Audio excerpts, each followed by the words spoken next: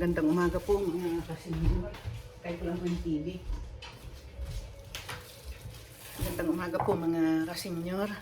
Ito po ulit tayo. Mamaya po tayo magluluto ng kare-kare. Ang ginawa ko po ngayon ay nagburo po ako kung sa atin po ay mustasa. Dito po naman ay ang tawag po dito ay brocoloni.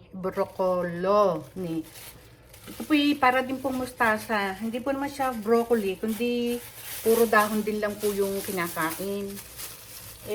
Para po kasi siyang mustasa. Itatry ko po siya na buruhin. Ito po, kahapon po, inugasan ko na siya, binilad ko sa araw.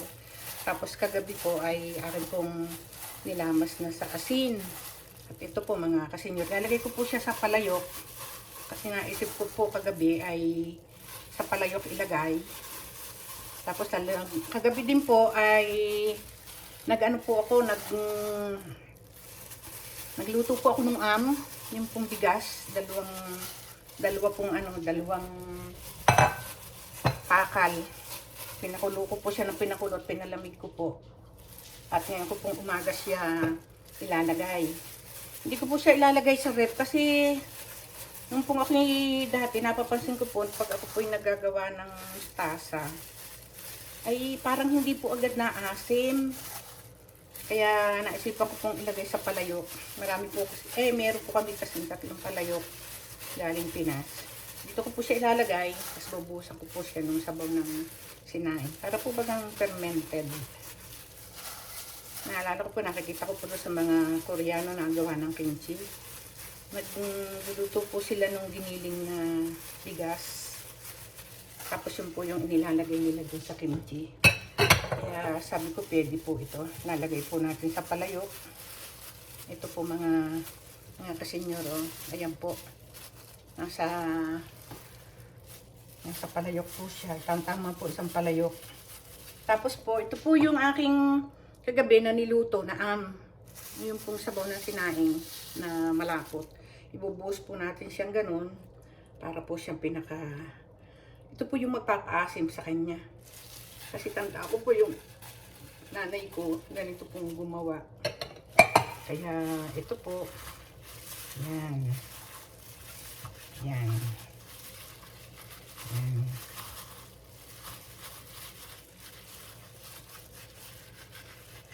Hindi ko po siya ilalagay sa ref para po umasim siya. Kasi parang hindi po siya naasim sa agad. Yan. Ayan. Ito ngayon ko po ginawa ito pong brocoloni na ito. Marami po kasing tanim nito si Malu sa group home nila. Balin dami pong dala. Hindi naman namin kayang, ito po pwedeng ilawak sa sinigang, sa munggo. Pwede nyo basta igisa sa garlic. Ay naisipan ko po siyang buruhin kasi ang dami. Sabi ko po baka po magiging lasang mustasa. Pag po nagkaganon ay hindi po problema ang brocoloni. Talagay na po natin dito sa isang tabi.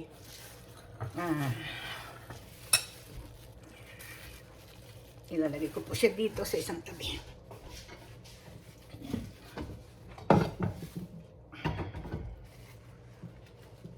Ayan.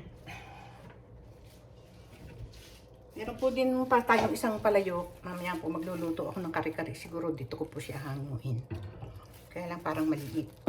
Pag po nagkasya, tabi na po. Ito na rin ating hugasan.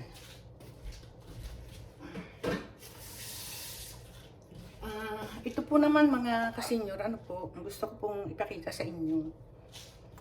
Kung inyo po nakikita ito yung glass, may nilagyan po ng mga pangalan. Celery, rosemary, dill, cilantro, ayan po, mint. Ito po lahat ng ito, galing po ito sa garden. Naisipan ko po siyang putihin yung mga dahon. Kasi pag inabot po ito ng winter, mamamatay na po ito. Hindi na niyo pakikinabangan. Kaya naisip ko po na putihin sila.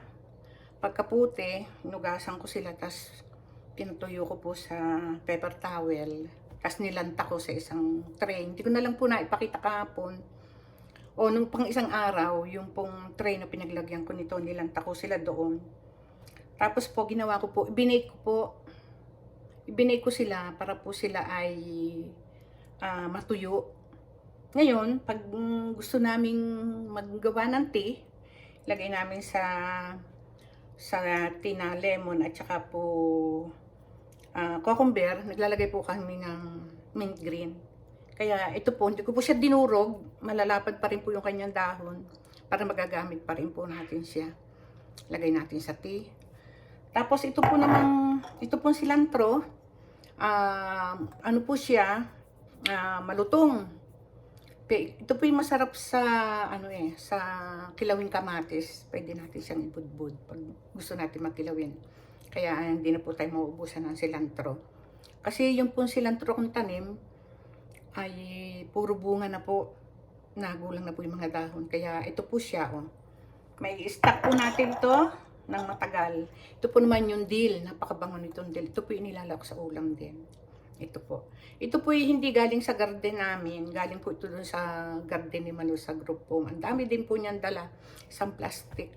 Pati po bulaklak. Dinupit ko po siya ng maliliit. Saka po siya binake para po siya maluto. May stock po natin ng matagal. Tapos ito po naman yung rosemary. Alam po naman yung rosemary kung saan inilalawak sa steak. Kaya ibubudbud na lang natin sa steak habang tayo nagluluto. Kahit winter, meron tayo. Hindi na po tayo bibili. At ito po naman yung celery. Napakalago po kasi nung dahon ng celery. Napakalago. Sayang, hindi naman namin maluto. Naibigay ko na nga po yung iba. Masarap po ito sa pansit Kaya hindi ko po naman siya dinurog at pwede po siyang gupit-gupitin pa kung gusto natin ilawak sa pansit o sa mga lutuin po natin. Ito po mga kasenyor. Ito po bumili po kami ng ganitong glass. 12 pieces, $9 lang. Wala pang piso ang isa. Kaya ito po pag-istakan ko po. Yung pong iba ay gagamitin ko po. Pagka hinog po ng sili, gagamitin ko po ng chili oil po lahat yun. May version po ako ng tatlong recipe ng chili oil. Kaya gagawin po natin yun. Ngayon po naman mga kasenyor, punta po naman tayo ng doon po sa garden. Mangunguha po tayo ng panlahok sa kare-kare. Habang yung pong kare-kare ay aking ini-slow cooker. Po pinagda-jacket at medyo malamig yan. Habang ating pong ini-slow cooker ay mangunguha po tayo ng pechay. Meron na po akong talong at saka tawag dito sitaw. Nasa rep. Manya ko po. No! Kumo! Oh, come here. Go outside. Good. Come here. Come on. Migo. Huwag ninyo akong banggain. Ako, napakakulit po. Ino! Babaksak na yung cellphone ko Napakakulit po na rin aming dalawang aso. Come. Oh. Pipi. Oh, time for pipi. Pipi na kayong dalawa. Pipi. Okay, no. Punta po tayo dito. Hindi na po ako nagdilig kahapon kasi po ay umulan. Bakit yan ito? Bakit yan nakahiga ito? Bali. Ayan. Ay, malagyan ang ating tanim. Sana huwag kainin na rin mga aso.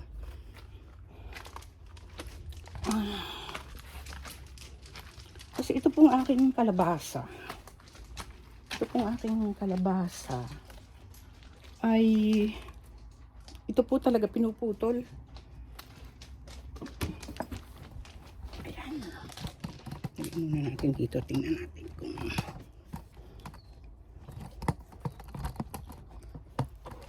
huwag mong hilahin yung aking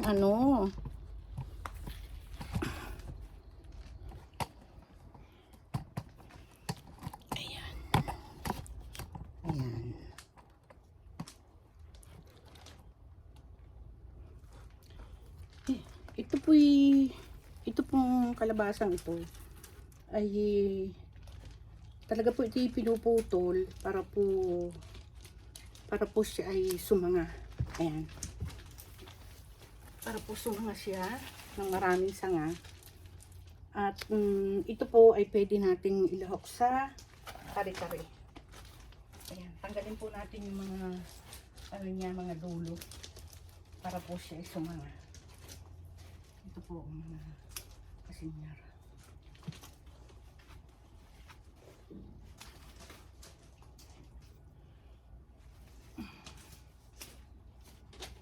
Press na press ang dahon ng kalabasa.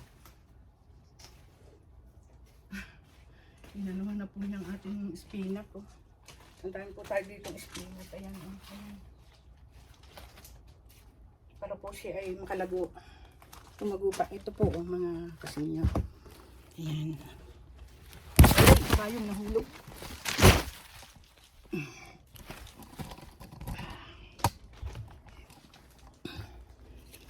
Ito po yung ating pinute. Tapos mangunga po naman tayo ng pechay. Ito po yung mga pechay ko na ano na po. Ito ay magugulang na. Pero kukunin po natin yung dahon. Ito po. Migo, Migo. No, Migo. Hindi mo ako nakikipaglaro eh. Pakulit po nito ang aming mga aso. Gusto siya.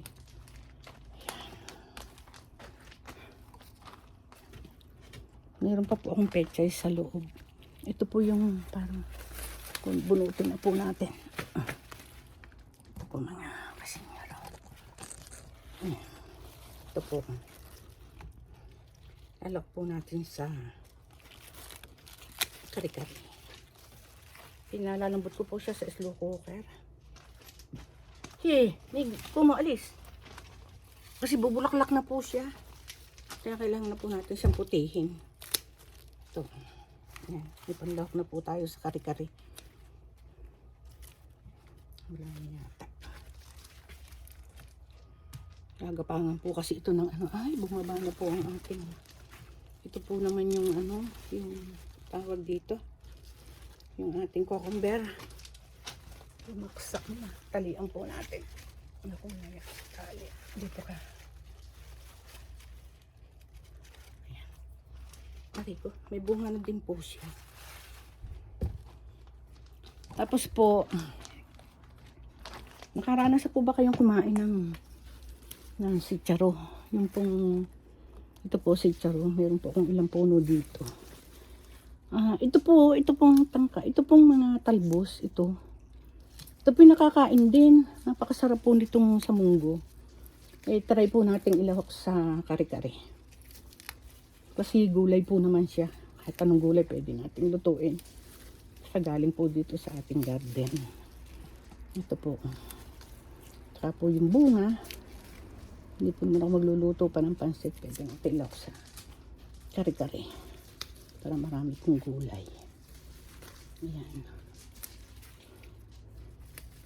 Ayan.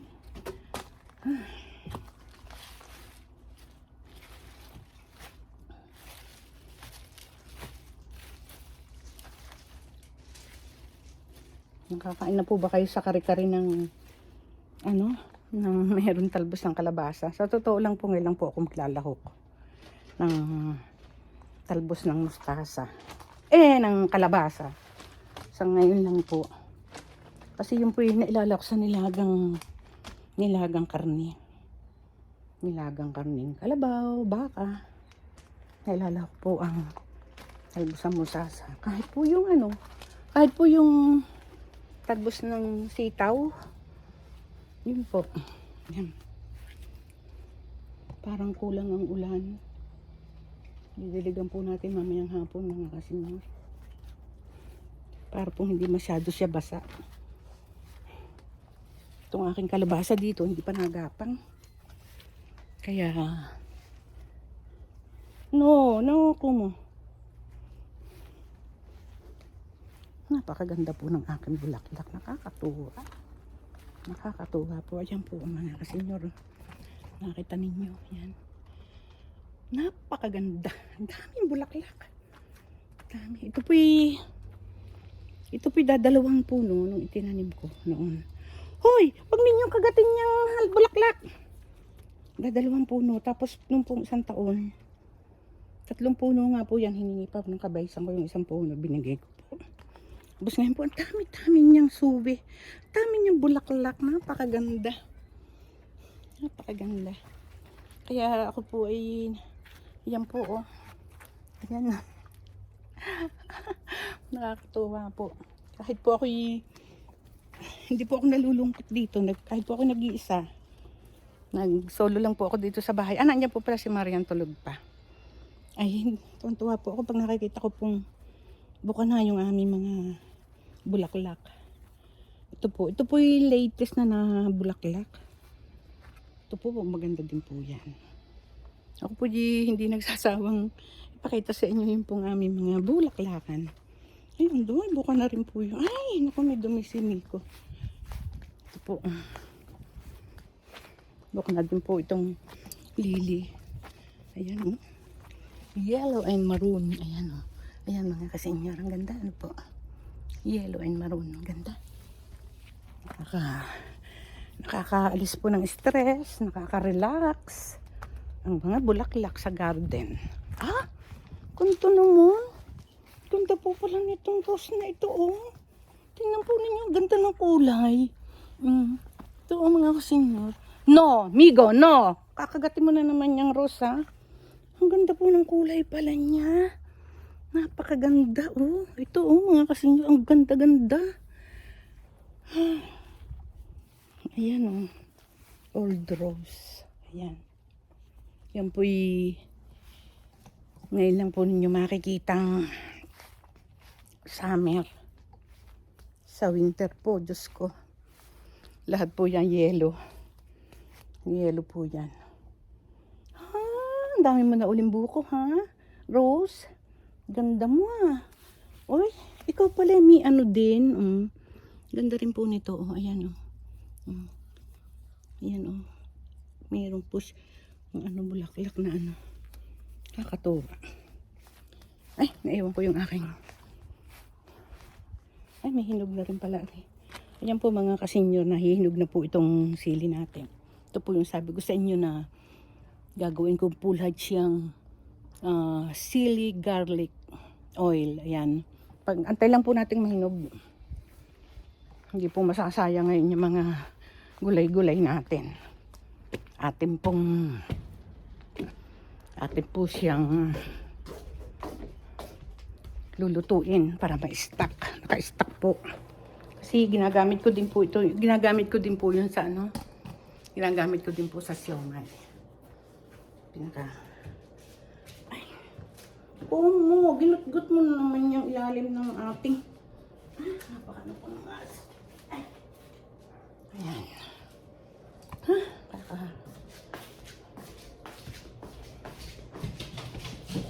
No? Diyan ka na. Diyan ka. Diyan ka lang. Huwag mong ano yung paa ko.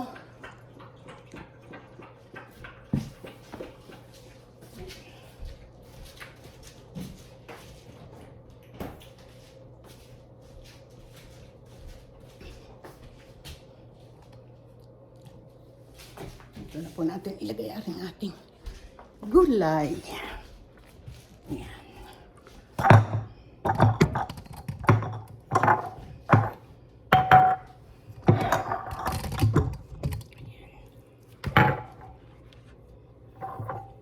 Tabi na po natin itong ating mga stock.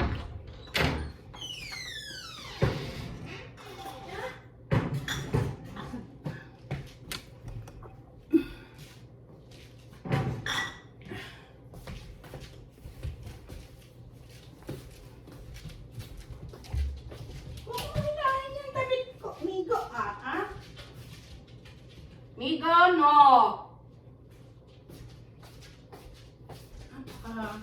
Pakulit po ng aming aso.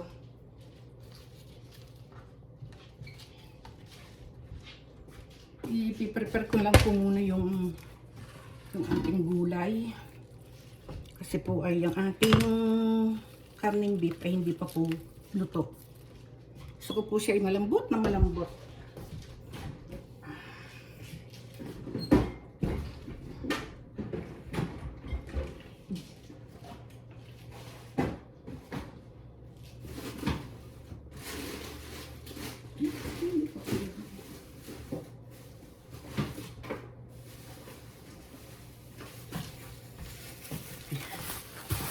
Po ang ano natin, may sitaw tayo, tapos talong. Yan.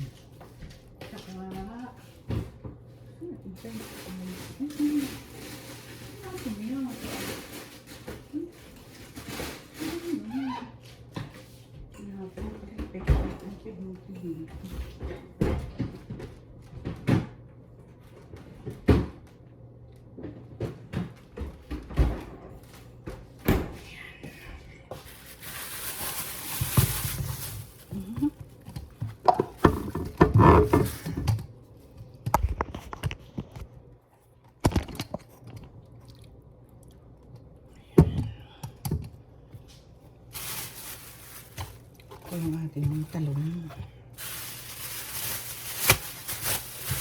Siguro po dalawang malaki na ilagay natin. Tapos po ito po yung ating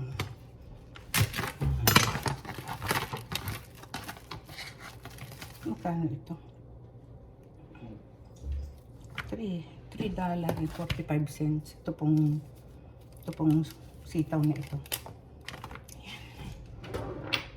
Pero po natin, mamaya po natin lulutuin.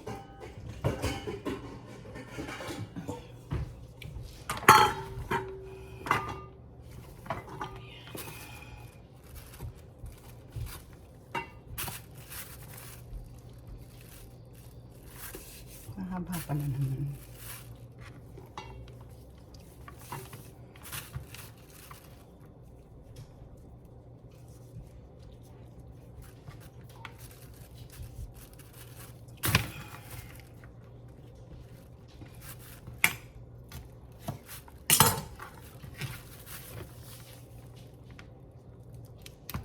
Balik natin mga dulo.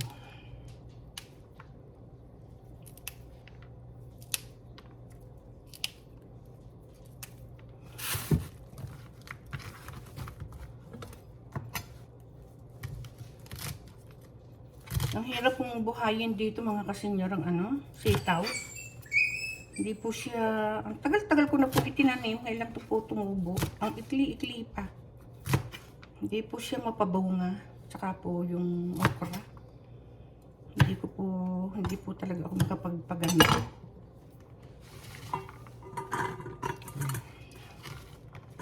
Ang ating sitaw.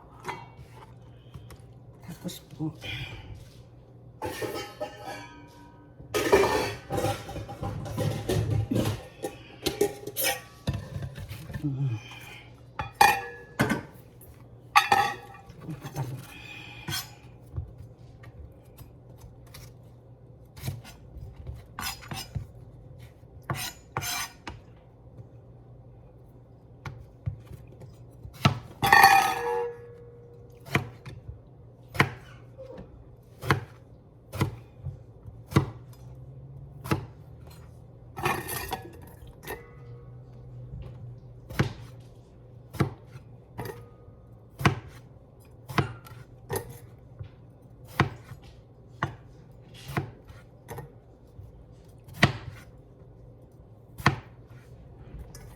madami.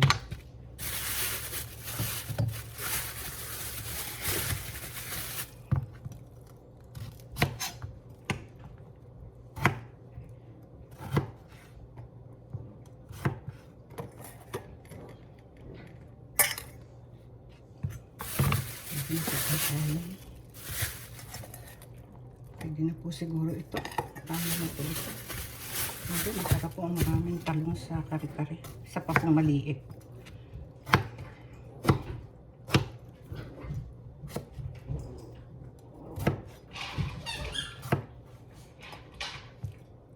Pag nagluluto po ako nitong gulay, mga kasenyor, hindi po pwede sinasama sa gisa. Ito po yung aking niluluto po sa tubig. Ayan. Ito. Ano tayo nila. Tapos po ito yung ating pechay. Ito po parang pechay ito din. Ay ano. Baka itinutong na ni Mali.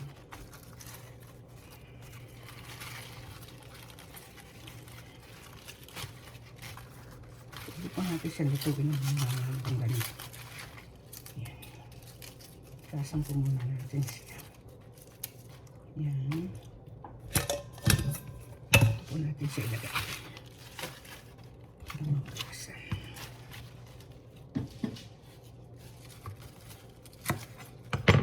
Pwede rin po ang ano, pwede rin po ang tawag dito. Pwede rin po yung siguro yung lettuce. Yan, ito po yung ating mga kagulayan. Pamalakas niya yan. Hugasan po natin. Tingnan na natin itong tanong.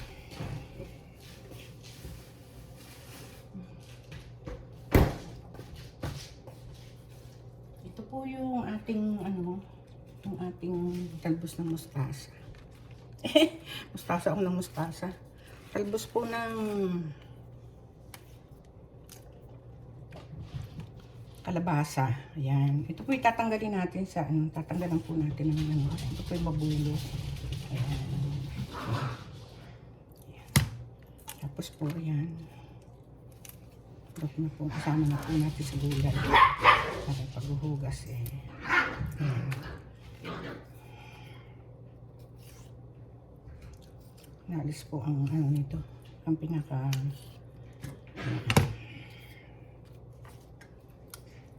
mamaya po pagigisa po natin, pagluluto po natin ng kare-kare. Ibibigyo po ulit natin. Ayan. Kahit po anong gulay, pwede pong lutuin. Basta nasa bakura tanim ninyo. Sarap po. Ito pong talbos ng kalabasa, napakasarap po sa pakbet. Tsaka po yung bulaklak.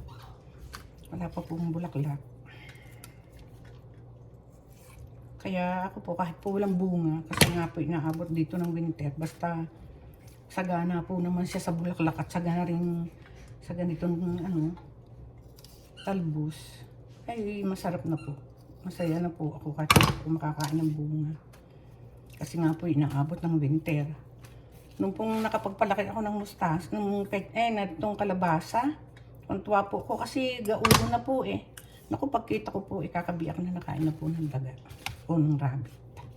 Parang rabbit po ata kasi nung wala pa pong fence dito. Yan.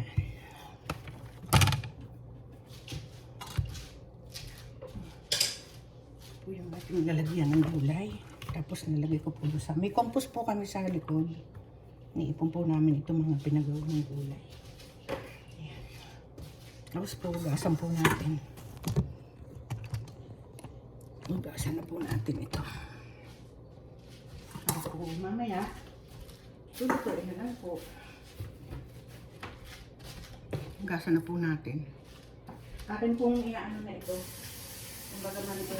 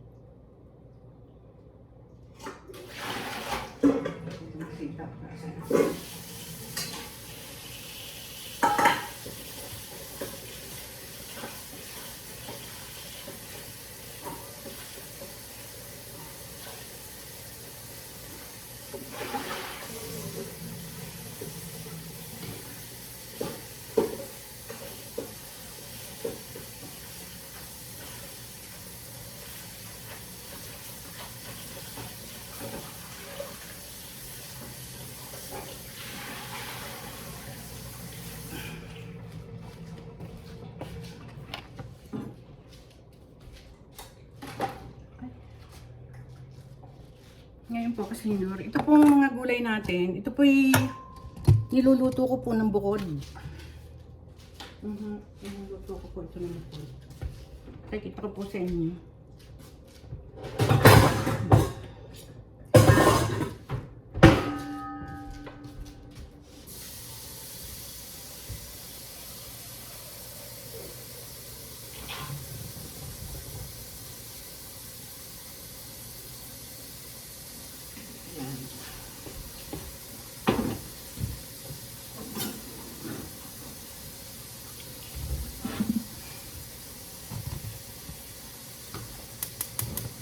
Nilagyan ko po siya ng tubig, pakukuluin ko siya. At para po magkaroon ng lasa yung gulay. Lalagyan ko po siya ng beef cube, beef cube. Kasi beef po naman yung lahok natin para po magkaroon ng lasa yung gulay.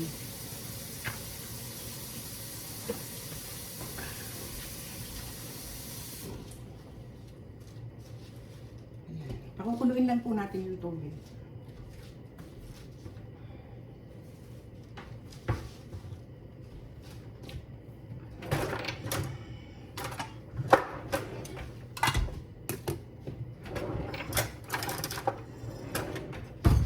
Tapos po pag igisa na po natin yung kare-kare mamaya, saka po natin ilalagay. Di-design po natin yung mga gulay.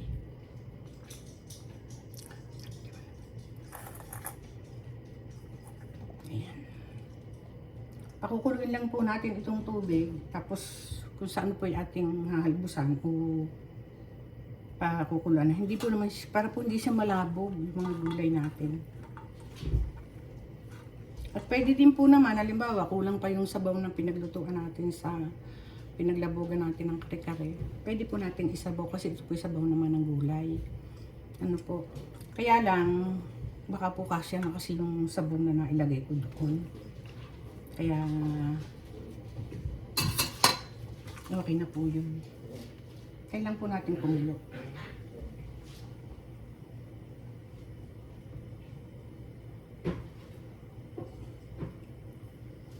Ilang minutes na ba ito? 32 minutes na pala ito. Matagal pong kumulo yung tubig kasi senyor, kaya ano po, hanggang dito na po muna. Pakikita ko na lang po sa inyo mamaya pagka ito po ay naluto na, at para po ilalagay ko pag luto ko po mamaya ng kare-kare.